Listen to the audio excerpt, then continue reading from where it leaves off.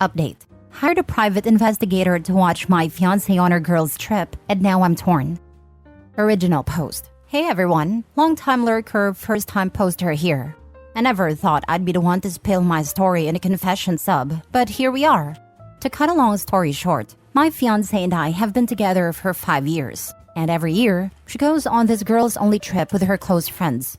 Something in my gut had been bothering me about these trips. Maybe it was the slight changes in her behavior afterward, or the cryptic conversations that overhear. But instead of directly confronting her, I did something I'm deeply ashamed of. I hired a private investigator to watch her during her recent trip. I got back the results a few days ago, and as much as I regret violating her privacy, my suspicions were not unfounded. The PI presented evidence of her being unfaithful, and it shattered my heart. Now I'm caught in this storm of emotions. On one hand, I deeply regret snooping and not trusting her enough to talk about it. On the other, the betrayal from her side feels even more significant. I love her, but I can't see a future together anymore. How do I even approach this situation? Do I confess my snooping, or just end things without revealing the reason? Any advice is welcome. Now for the top advice before reading the update. Just tell her you know, you don't have to give details. She's not going to tell all her details. Be glad you didn't marry her. Yeah, this is the move. You validated it for yourself. Spare your mentals and the drama. You know, and now it can be over. Maybe as a bonus, send her the proof your friend captured in a month or so, just so she feels horrible for being unfaithful and give you the last word. Sorry, man. Ruin her friendships by sharing any pics and say it was one of her friends that ratted her out. But don't tell her which one. Move on, dude. When she asks why, say I know you're cheating on me and leave it at that. Don't tell her anything else. Her punishment is never knowing how you know. When you completely stump her and she has no idea how you know, she'll start yelling at you, accusing you of all kinds of stuff, telling you suck in bed and she needed more, that you have a small junk whatever, anything to get you to scream back. Don't lose your cool. Keep it together and just leave. Then ghost her. You're done here. This is perfect. Don't give her any of your energy. I know you've been unfaithful, and I'm leaving for my own sake. All this, you have a task to perform that is critical to your happiness in the future. You will absolutely have emotions. Just know going in that you must remain rational and safe while completing this very important task. Tell her you know, tell her it's over, and tell her you need to be left alone for a while and maybe forever. You may want to avoid having to coordinate for personal items later, so gather your things that you can't live without. Good luck, stay focused. You do got this. I would definitely just go with an I know it happened, and maybe one undeniable detail, and give her enough rope to hang herself. I'd also let the partners of the other women on this trip know what they've been getting up to. At the very least, there is open collusion and infidelity going on. If you don't know all the partners, then host one last dinner party with specifically that group and their partners, then pull the man aside either individually or as a group. Then enjoy the show. Now for the update. Hey everyone! I've received many messages asking about this situation, and I thought it was only right to keep those who cared in the loop. When my fiancée returned from her trip, I tried my best to handle things maturely. I gave her a chance to be honest, asking if there was anything she wanted to share about her trip. Instead of coming clean, she gaslit me, making me question my own perceptions and reality. Having the evidence I had, I confronted her about the affair. She was taken aback and immediately asked how I knew. I told her the truth, that I hired a PI. I didn't want to falsely accuse any of her friends, as some of you suggested, even though honestly part of me was tempted. She was furious. I've never seen her that angry in all our years together. Additionally, feeling it was the right thing to do, I shared the evidence with one of her friend's boyfriends, so he could be informed and consider getting tested if necessary. It was clear to both of us that our relationship had reached a breaking point. We broke up right then. Despite it being my house that I've financially covered for us, I left and checked into a hotel, giving her space and asking her to pack her things and move out. We didn't communicate for a few days. When she finally reached out, she expressed a desire to talk and perhaps find a way to mend things. But the trust was broken and I couldn't see a future for us, so I told her no. And now the part I didn't see coming, she's considering pursuing palimony payments.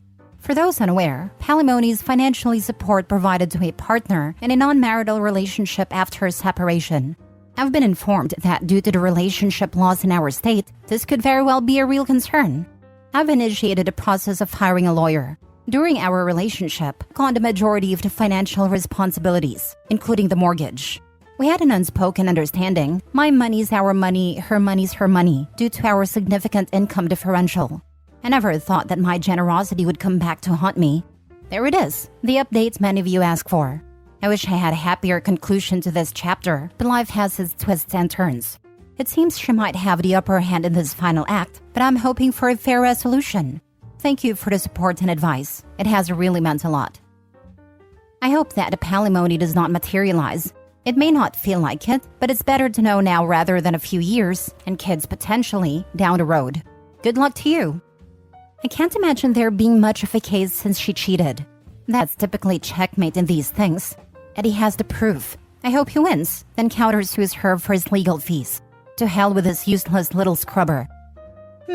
Actually, now that you mention countersuing for legal fees, I hope he might just tell her that directly. It might call her off her absurd witch hunt for money. If she has nothing to lose and everything to gain, why not go for it? Sometimes certain lawyers will even agree to work on the case for free if they feel they can win it and only get paid when they win. If OP tells her he'll be countersuing for legal fees and that a significantly higher salary has afforded him a very expensive lawyer, suddenly there's a financial punishment if she loses. It might get her to drop the whole thing before it even starts. Good luck, OP, and as far as her guilt goes, don't let yourself feel it. You don't deserve to feel guilty at all. I may catch some crap for this, but I've always said the ends justify the means when it comes to cheating and relationships. I too have found myself doing unethical things in order to confirm infidelity. I would have felt a little bad if she had come up clean, but sure enough, she came up dirtier than that pair of undies in high school gym class that sat all year in that one locker no one used. I was completely justified in my actions. If I hadn't taken matters into my own hands, right now I'd be married to a no-good rotten cheater. I don't care what anyone says. Anything is better than being innocently tricked into that situation. I agree. The normal rules go out the window if your gut feel turns out to be right. Then you should feel no shame, and you should thank your lucky stars that you found out in time. Not a lawyer, but I thought alimony was pretty much void if one partner isn't faithful, so it seems like this should be even more clear-cut for palimony. Hope that's the way it works out for you. Not true. I live in a no-fault state. I know someone paying huge alimony to his cheating ex-wife who left him for another guy. But she's not his wife, and she is working, not a stay-at-home wife.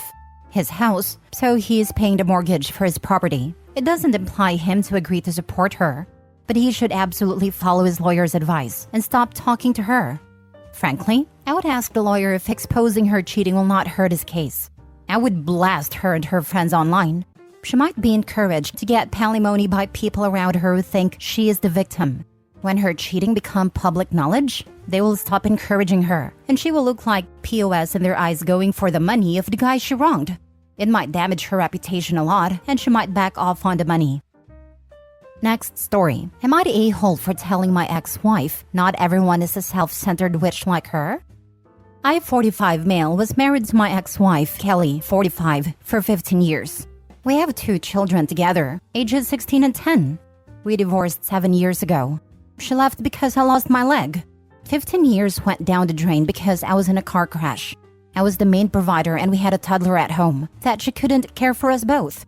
I'm not here to bash her on that. That's just the backstory. I'm now married to my wife of 2 years, Shay, 32. We are expecting our first child together, and she helps me raise my 2 since I get them every other week. She's incredible, everything that my ex wasn't. Kelly always makes comments about how the age difference is a red flag and how I should watch out. I've always brushed them aside, as I only have to see her during drop-offs and pickups. But ever since she's found out the news, she keeps reminding me that I am a 45-year-old amputee who will have to care for an infant, and if I'm sure I can do it and if Shay's gonna put up with it. Tonight, Kelly said to me that I better have a backup plan just in case. I snapped and said, not everyone is a self-centered witch like you. Kelly got mad and brought my kids home. It was supposed to be my week. I called and texted multiple times because I wanted to see my kids. She then sent me a long text that night about how she couldn't believe I could say something like that to the mother of my children, and that she was just warning me about what the outcome could be with such a younger woman and how badly I hurt her feelings. I've yet to answer, but my wife knows I want to see my kids, so she says I should just suck it up and apologize. Am I the a-hole? Now for the comments. Not the a-hole. Your ex is not only a self-centered witch, but an incredibly bitter one too. She has no business commenting on your marriage.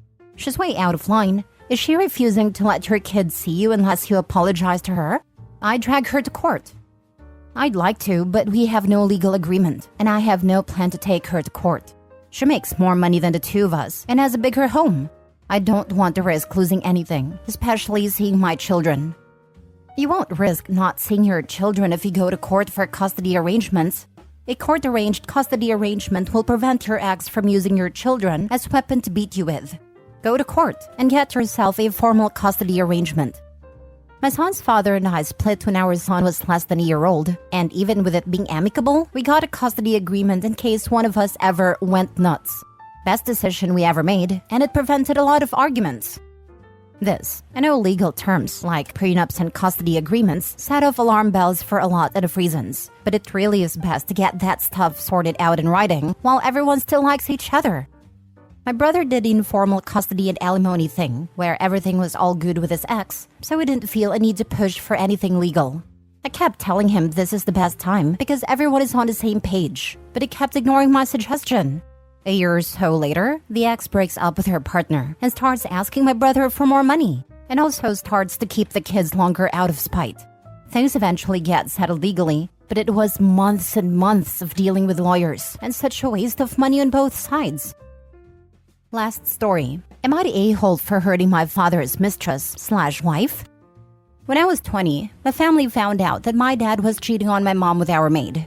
They obviously got divorced, but since he stated that he was in love with a maid, the entire family did everything they could to secure our family wealth. Dad was disowned by his parents, and bottom line, he was left with nothing. After all of this, I was really traumatized and bitter. This was my dad, my male role model, my hero, and he was also the one to destroy our family. I admit that he tried really hard to keep contact with me and to explain to me that he still loved me very much and it had nothing to do with me, but I did not want anything to do with him. I cut him off entirely and refused any kind of communication with him for the past 9 years. Back then, I told him that he was dead to me, and for his sake, he should consider the same. Pretend he did not have a biological daughter anymore, and go play house with his mistress and her bastard daughter. I know he still kept tabs on my life, and each year he would send me messages on Christmas and my birthday, but I never responded. 6 months ago, I had a bad accident. I was driving home when a drunk driver hit me full force. The doctors let my family know that the injuries that I sustained were really bad, and that they were doing everything in their power to save my life, but they should be prepared for everything. Luckily, I've fully recovered, but my dad has been insane ever since and trying to mend our relationship. He came to the hospital almost every day while I stayed there, but me refusing to see him did not make him understand that I want nothing to do with him. I recently changed my mind and decided to confront him and his mistress, now wife, because some relatives told me what the woman has been saying about me and my family. She has been talking trash, saying that it is not my fault for acting like this because I learned this from my family, mom and grandparents, and they are to blame for me being cruel. After hearing this, I cannot believe the audacity of this woman, so I agreed to meet my dad and her to set things straight. I think they got the wrong impression because when I went to meet them, they came along with her daughter and her husband. They were so disgusting. The woman had a stupid smile on her face and told me how happy she is that after all this time, I was giving them a chance, and how happy she is that her daughter will finally have the sister she always wanted. I made it clear that I am not giving them any chance. I told her that I know everything she has been saying, and if I learned cruelty from my family, then her daughter must have learned from her that being a cheap woman and sleeping with your boss makes you progress in life. I also told her that thank God she does not have a uterus anymore, so she cannot taint my bloodline with her creatures. I told the girl's husband to watch out, because what can be expected from such disgusting women? Before leaving, I told my dad that he has 2 options. Either consider me dead, or divorce his joke of a wife, cut ties with that joke of a family, and come back into our lives. He told me that he cannot let me go, that I am his daughter, and that last years have been torture not being close to me. Again, I told him that if he expects forgiveness, he knows what to do, and if he really loved me that much, he will choose me this time. My grandparents agreed with my actions, and are hopeful that maybe their son will come back to his senses and come back to his family. But one of my aunts, Dad's sister-in-law, said that it was a low blow for me to mention her incapacity of having more children, that I may have hurt her with my words. Honestly, I do not care. She hurt me more when she destroyed my family, so her struggles, her hurt did not move me at all. Opie said when they go low, I'm taking the expressway in hell. What was the wife's reaction to this? Oh, not the a-hole. I mean, now looking back, I did not give her room to say much. I had things kept for 9 years that I needed to clarify, but her initial reaction was shock, like she did not expect it. What on earth do you expect to hear from someone who refused to meet you for 9 years, and who you know for sure hates you, is beyond me. After she recovered a bit, she started saying, I know we were wrong, but, and I just stopped her and told her no buts. There is no but here. She is what she is, and that's it. Honestly, cheaters always think people are just supposed to let things go. Well, let's see if your dad chooses a relationship with you or her. I'm so sick of Reddit absolving cheaters with the life is nuanced, is not black and white. Sorry, some things are black and white. No judgment, but you need some severe therapy. She said in a comment that she's in therapy.